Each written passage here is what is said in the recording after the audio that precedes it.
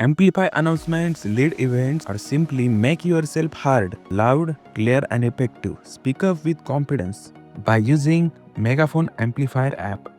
To use this app, you have to go to your App Store or Play Store, then search for Megaphone. Here you will see the app. Click on it and install it. Once it is installed, click on Open. Now you will see this interface where you will be asked to allow access. As I am doing here, then click on Continue. The very important thing you have to do next is select the output. Here you will see three options: wired audio, Bluetooth, Wi-Fi. Connect to your output speaker or whatever device you have. For example, I'm choosing wired audio because to use the other two options, you need to purchase the app. So click on wired audio as it is free to use. Use an aux or USB port cable connected to your audio output device and plug it into your iPhone's lightning port. For input, you can select which microphone you want to use from your iPhone. Like you can see here.